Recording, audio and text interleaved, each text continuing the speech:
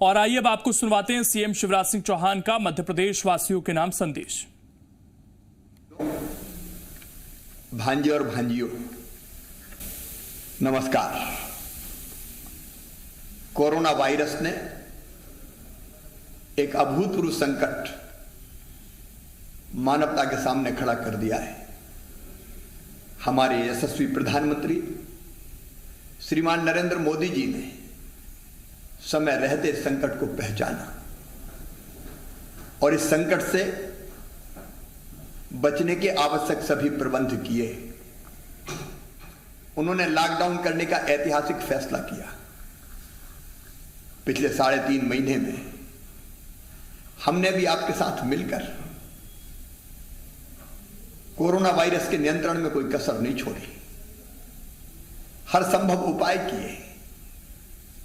Lockdown का बेहतर पालन हुआ। इसलिए वायरस का संक्रमण नियंत्रित कर पाने में एक हद तक हम सफल हो पाए। मध्य प्रदेश की स्थिति अन्य प्रांतों से काफी बेहतर है, लेकिन लॉकडाउन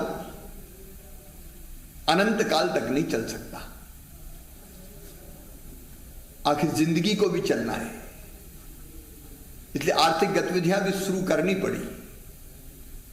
लॉकडाउन से देश अनलॉक की तरफ बढ़ा, लेकिन ऐसा लगा कि अनलॉक होते ही हम असावधान हो गए। हमने आवश्यक सावधानियों का पालन नहीं किया।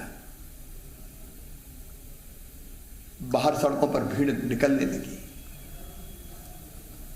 बाजारों में अनियंत्रित भीड़ निकली। घरों में कार्यक्रमों के आयोजन होने लगे। कुछ जगह पार्टियां शुरू हो गई। वैवाहिक कार्यक्रमों में तय थी सीमा कि दोनों पक्ष के मिला के 50 से ज्यादा लोग नहीं होंगे,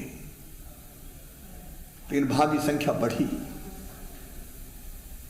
कई बार एक ही घर में, एक ही कमरे में कई लोगों के सोने के कारण संक्रमितों की संख्या बढ़ने लगी। कई मित्रों ने मास्क नहीं पहने, फिजिकल डिस्टेंस नहीं रखा, और इसलिए जून तक मध्य प्रदेश में नियंत्रित कोरोना जुलाई में फिर बढ़ने लगा। जुलाई में बढ़ने के जो आंकड़े हैं वो मेरे बहनों और भाइयों चिंता का विषय है। हमको इस संक्रमण को यहीं रोकना पड़ेगा। इसलिए कई जगह फिर से लॉकडाउन किया। मुरैना, ग्वालियर, सिरोंज, नसलागंज जैसे कई कस्बे हमको फिर से बंद करने पड़े, नगर हमको बंद करने पड़े, क्योंकि संक्रमण की चेन तोड़ने का एक ही उपाय है, लॉकडाउन, दूरियां बढ़ा दो। या तो हम सावधानियां रखें, और सावधानी नहीं रखेंगे तो अनलॉक से लॉकडाउन की तरफ जाना पड़ता है। अपनी राजधानी भोपाल में भी 24 जुलाई को रात 8 बजे से लेके 4 अगस्त के सुबह 5 बजे तक लॉकडाउन का फैसला किया गया है। यह फैसला जनता की जिंदगी बचाने का फैसला है। लॉकडाउन के दौरान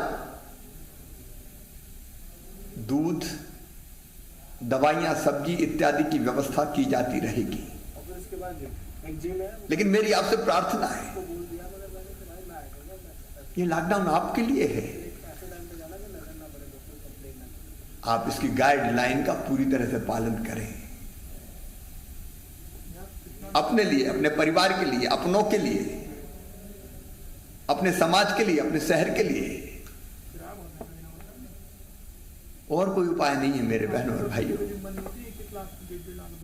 और यह भी सही है कि हम अनंत काल तक, अनिश्चित काल तक जारी नहीं रख सकते। अर्थव्यवस्था की कमर टूटी हुई है, लंबा बंद चल नहीं सकता, और इसलिए जरूरी है कि हम सावधानियां, सतर्कता लगातार जारी रखें। प्रधानमंत्री जी बार बार कह रहे हैं, मैं भी आपसे निवेदन करता हूं, बाहर अनावश्यक रूप से बिल्कुल ना निकलें। और उसके बाद अगर आप जिन शहरों में प्रदेश में लॉकडाउन नहीं है वो भी अनावश्यक रूप से ना निकलें। आयोजन, पार्टी, बाजार की भीड़, इससे हमको बचना ही पड़ेगा।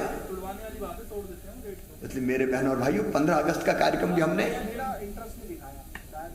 सब जिलों में करना समारोह पूर्वक निरस्त कर दिया है। इस बार मंत्री हर जिले में नहीं जाएंगे।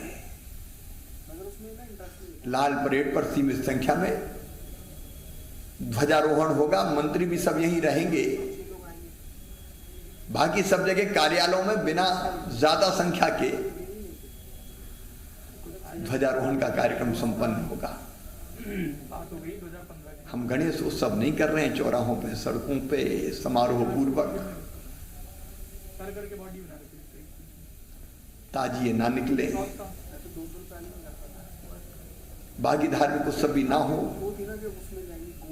घरों में करें। स्वतंत्रता है, आजादी है, लेकिन बाहर नहीं, क्योंकि इसके बिना हम संक्रमण को रोक नहीं पाएंगे और एक सीमा से ज्यादा हो गया कि भारी नुकसान करेगा। इसलिए मैं एक बार फिर प्रार्थना करता हूं, कहीं भी अनावश्यक नहीं निकले।